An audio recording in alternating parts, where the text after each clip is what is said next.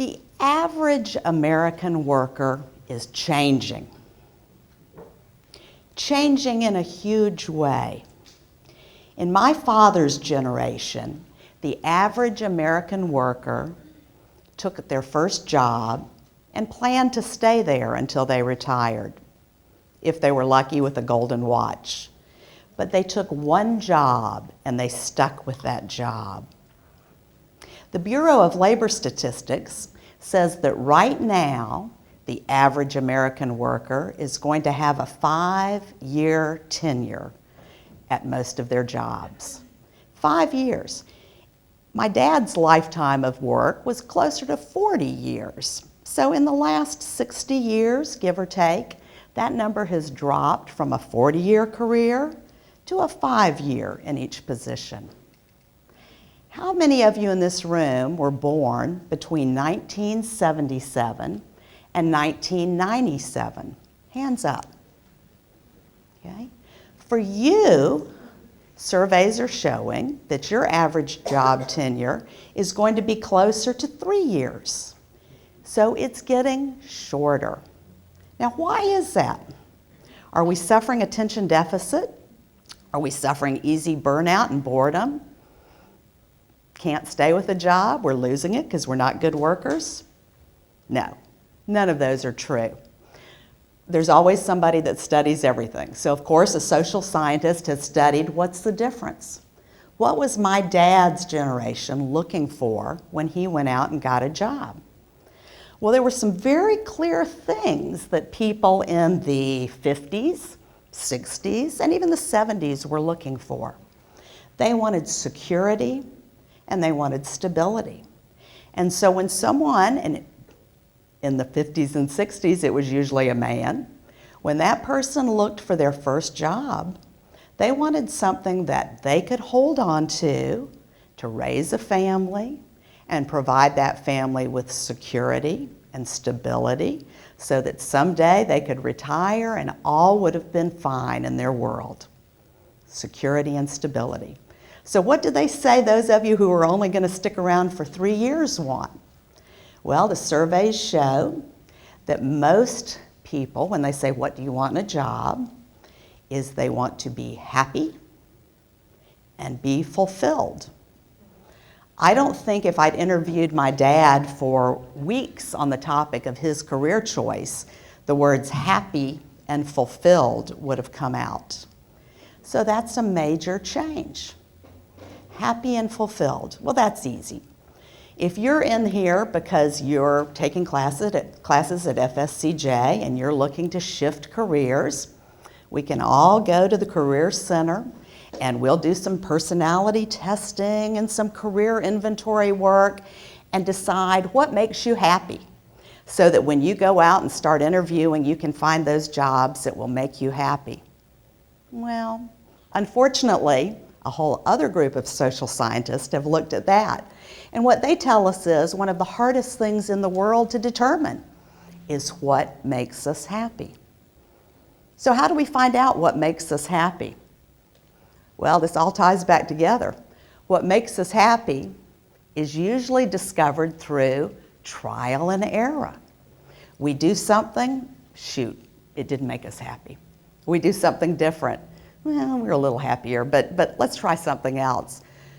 Well, golly, that may then translate into short job tenures as you're going through a trial and error experience to find out what makes you happy and what's fulfilling. Well, that works. You could do that and have a lot of 3-year jobs. But a lot of the people that are hiring are still in that generation that think you ought to stay at a job for a long time. And long is certainly longer than 3 years or 2 years. So how do you work with that? How do you try to minimize your trial and error in the job market and still be happy, still find a job that makes you happy? And I'd like to suggest you can do it. You can come to a merger of being happy, doing some trial and error, and finding the best job for you. One of the ways you do that is to get to know yourself a little better. one of my favorite comedians, Lily Tomlin, I can't say it, was once quoted as saying, "I always wanted to be someone. I guess I should have been more specific." Well, you need to get specific about what you want to be. And there are a lot of ways to get specific about what you want to be in life. And one of the best ways to start is to think about where you want to be at the end. Stephen Covey, who wrote all the seven habits of all sorts of groups of people, says that to get to the end, you need to know what that end is when you start. You need to know where you're going when you start. So what's your end? Where do you want to be at the end? I'm going to ask you to bear with me a minute, and I want you to close your eyes. If you would, close your eyes just for a minute. You're happy and you're successful. It's 5 years from now. What's in that picture in your mind? Who's there? What are you doing? Where are you?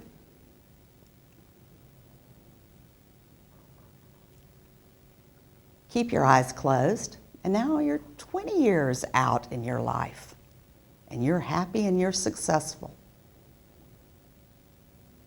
Who's in your picture with you?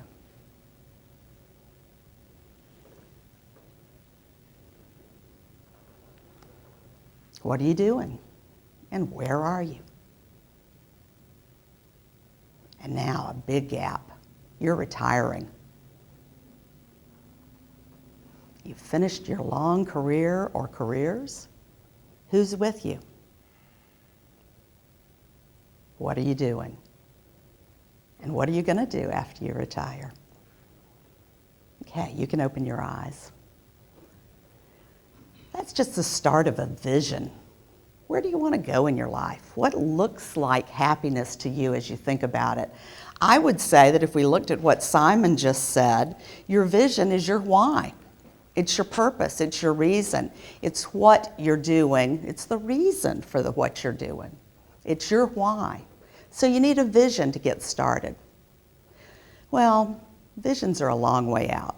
And if you're like me, I know life is going to throw lots of little changes in. So maybe it's better to start with something shorter, closer to you, to start with a mission in your life. What is your mission?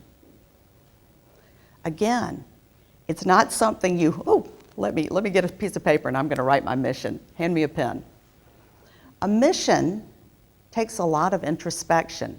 Some people love it. Woohoo! Put on that little mood music and put on a little bubbling fountain, and I'll sit and meditate on what I want to be. And I still say what I want to be when I grow up. I'm not sure when I'll think I've grown up. But it really takes getting to know yourself a little better and a little longer. So one fellow who wrote for Forbes magazine suggested that you Google yourself. Now, a lot of people do that. You know, it's not uncommon. People will Google just to see who's talking about them. Are they in the paper? Well, move beyond that. You know, mentally Google yourself. It's going to say where you live and what your name is and, middle name and all sorts of things. But what else is it going to say? Is it going to tell people that you're a hard worker? Is something in that Google info going to tell people that you're smart? Is it going to tell people that you're a family person, that you're giving? That's one part of getting to know yourself. What's it going to say? What do people see that tell them about you? But go deeper. Google why they say those things. Why do they say you're hardworking? Are you at your office or your desk at midnight every night? Are they going to see that you're smart because your parents emphasized education and had you reading from age 3? The why. The next part is, what do you value? What's important to you? Think about it. Do you value your family? Do you value your friends, your church, your freedom? What do you value in your life? And then think about what you bring to the table. What are your talents? What are your skills? What are your abilities that make you special, that make you the person that you are? After you spend some time thinking about all of those categories, somewhere in the middle, at an intersection of all of those items, is your mission. It's what you are, it's what means something to you, and it's what you want to be going forward. Again, you can't just sit down and write it in 2 minutes. You can draft it, but you have to keep thinking it and looking at it. Many of you are at a crossroads.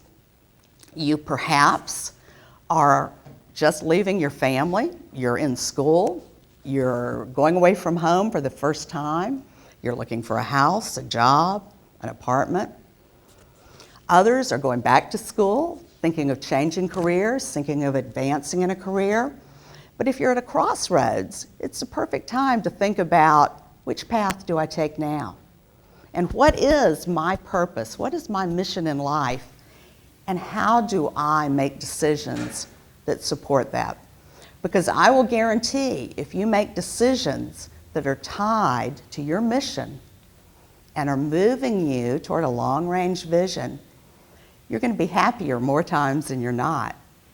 And you might decide more times, maybe that new job isn't the one you should take because it doesn't, as he said, feel right. It doesn't match your mission. Maybe something better will come along that will match your mission. So I would encourage you to start thinking who you are and where you want to go, and think about writing a mission. I wrote a mission a long time ago, and I probably, like many of you, thought, this is kind of stupid. I'm doing fine in life. Why do I need this? It's just words. Well, interestingly, every time I've had to talk about this, and I've pulled out that old mission statement that I wrote, I realize that it still resonates with me. And I realize further that when I think about the words that are in it, those are exactly the words I used when I made life-changing decisions. Basically, what I said in my mission statement, probably in fancier words, but I said that I want to develop and use my God-given talents, whatever they are, and maybe speaking is or isn't one, but I want to use those God-given talents to make a positive difference in the life of my family, my friends, and my community. That's pretty generic. But then I said how I want to do it. I want to do it with integrity. I want to do it with passion. And I want to do it with enthusiasm so that I can convince people and help them to write their mission statement, if that's what I'm doing. Has that always been exactly what I've been doing? No. But most of my decisions in life have tied to that. Whether I've changed, and I've changed careers. I started as an attorney, I quit, taught school, I moved into the nonprofit world, and every time it was based on, was I making a difference? If I didn't think I was making a difference, I didn't like that job. So for me, that was my happiness or my fulfilling. It was making a difference. I want to leave you with what I think is one of the world's best mission statements. And it wasn't written as a mission statement, and in fact, we're not real sure who wrote this. It's often attributed to Ralph Waldo Emerson, and historians say, he didn't really write this. But I want you to think about this. It's a type of mission statement. To laugh often and much. To win the respect of intelligent people and the affection of children. To earn the appreciation of honest critics and endure the betrayal of false friends. To appreciate beauty, to find the best in others. To leave the world a bit better, whether by a healthy child, a garden patch, or a redeemed social condition. To know that even one life has breathed easier because you lived. This is to have succeeded. So, what's your mission going to be? Thank you.